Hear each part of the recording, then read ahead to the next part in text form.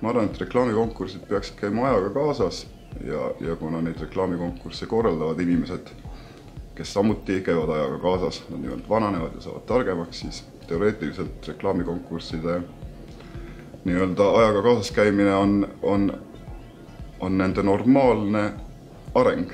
Et selles ei ole nagu midagi erilist, et me ei peaks nagu ilmselt muutma reklaamikonkurssid mingisuguseid hindamiskriteeriumeid või siis neid valdkondi, kus me midagi hindame nagu revolutsiooniliselt. Sest lõppkokkuvõttes me räägime ikkagi nagu tarbija või siis inimese puudutamisest mingi idee, mingi mõtte, mingi sõnumiga. Ja see jääb reklaami puhul ilmselt nagu alati nii, olenemata sellest, mis meediumeid, kanaleid, vahendeid või võtteid me selleks nagu kasutame. Ütleme, siin on nagu kaks aspekti, et üks aspekt on reklaamikonkursi, aga Kuldmuna puhul on fikseerida siis teatud tase. Ehk siis selline üldine loominguline tase, samuti ka võtted, mis mingisugusel ajahetkel siis meie turul Kuldmuna kontekstis parajasti siis nagu on saavutatud. Ja teine aspekt, mida ma ei pea nagu üldse vähem oluliseks, on inimeste motiveerimine, inspireerimine ja selline ideede jagamisest ja võrdlemisest ja saadav selline emotsionaalne laeng, sest lõpuks me teeme me teeme toredat tööd, aga see ei ole kindlasti selline lihtne töö ja ta kindlasti kulutab meid kõiki.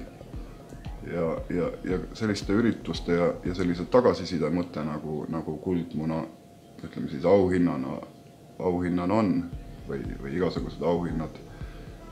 Et ma pean seda emotsionaalset tagasisidet nagu äärmiselt oluliseks meie valdkonnas. Ilmselt on see igas valdkonnas. Ma arvan, et Kuldmuna žürii ei peaks valdavalt kindlasti olema rahvusvaheline. Ma täpselt ka ei kujuta ette näiteks, kuidas kindlasti on võimalik seda mingis osas muuta rahvusvahelisemaks, aga ma ei näe selleks nagu mingit põhjust. No see on jälle küsimus, et rahvusvahelise žürii teema seostub sellega, et kas me peame nagu Eesti reklaamile omaseks teatavaid rahvuslikke tunnuseid. Et juhul, kui me seda peame ja mina arvan, et Eesti reklaamil on olemas ka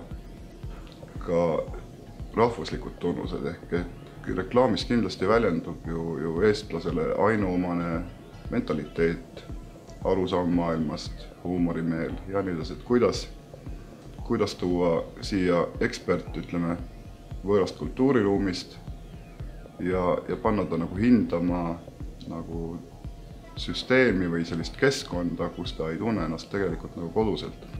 Ma arvan, et žürii liikmed on oma töös nii objektiivsed kui subjektiivsed. Sest kui üldse oleks olemas selline võimalus hinnata nagu midagi ainult objektiivselt, siis see võimalus on ilmselt mingis abstraktses maailmas, mitte inimlikus maailmas.